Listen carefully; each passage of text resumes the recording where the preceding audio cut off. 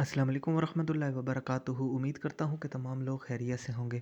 तो आज हम बनाने जा रहे हैं पल्स सूप। ठीक है, ये इसलिए ज़रूरी होता है हमारे जो है ना इलाक़ों में कि जब बारिश नहीं हो रही होती तो ये लोग बनाकर तक़सीम करते हैं और दुआ करते हैं।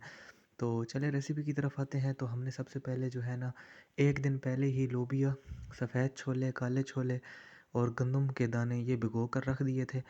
और दूसरे दिन फिर हमने इनको गर्म पानी के अंदर डाल के कढ़ाई के अंदर जो है ना बनाना शुरू किया। तो सबसे पहले हमने 2 टमाटर इसमें काट के डाल दिए। उसके बाद जो है साथ ही साथ टमाटर काट के इसको मिक्सअप करेंगे और साथ ही प्याज जो है ना वो काट के हम इसके अंदर शामिल करेंगे। और ये देखें जी, प्याज भी काट के इसके अंदर हम शामिल कर रहे हैं। और ये बहुत बहुत ज़्यादा टेस्टी एक सूप बनता है और माशाल्लाह से इसके साथ इसके अंदर जो है ना बहुत ज़्यादा ग़ज़ाइयत भी होती है।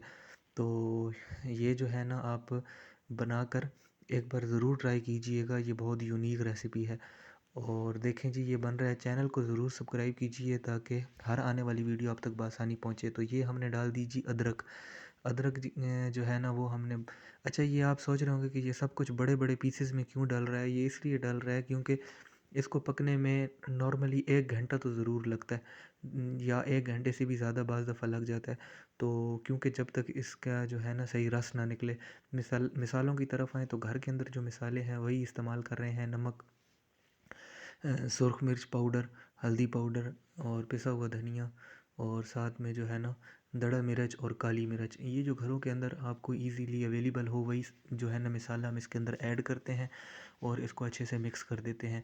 तो याद रहे कि ये जो चीज़ें मैं बता रहा था कि हमने बड़े-बड़े पीसेस में ऐड की, इस पे परेशान नहीं होना, ये बिल्कुल मिक्स अप हो जाएँगी, आखिर पे आपको नज़र ही नहीं आएँगी और ये एक बहुत अच्छा टेस्ट इसका आएगा। तो अभी तक जिसने चैनल को सब्सक्राइब नहीं किया, सब्सक्राइब कर लें और माशाल्लाह से देखें कि अभी से ही ये एक सूप की जो है ना शक्ल पकड़ी जा रही है। ठीक है, और इसके अंदर जो पल्सेस हैं वो बहुत ही अपना एक जायका छोड़ेंगी। और सब्ज़ मिर्च हमने जी काट के इसमें डाल दी। अब जो काम करना है वो करना है ऊपर से ढक्कन और लो फ्लेम पर इसको छोड़ देना है। तो ये तकरीबन 1 घंटा गुज़र चुका है और माशाल्लाह से बहुत ही खूबसूरत लुक आ रही है। हर चीज़ इसमें अच्छे से बॉयल हो चुकी है क्योंकि एक दिन पहले ही हमने ये पानी में रख दी थी। तो ये देखें, लोबिया के दाने और गंदम के दाने, सफ़ेद छोले, काले छोले, सब कुछ अच्छे से जो है ना बॉयल हो चुका है। और ना सिर्फ बॉयल हो चुका है बल्कि बहुत ज़्यादा रस भी इसके अंदर से निकल आया और ये बहुत ही टेस्टी एक रेसिपी होती है। और ये आप घर में बनाएं, बच्चों को एक बार खिलाएं और ये बहुत बहुत ज़्यादा लजीज बनती है।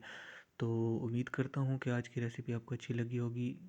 जल्द और ज़्यादा रेसिपीज़ के साथ आपके साथ हाज़िर होंगे। अल्लाह हाफ़िज़।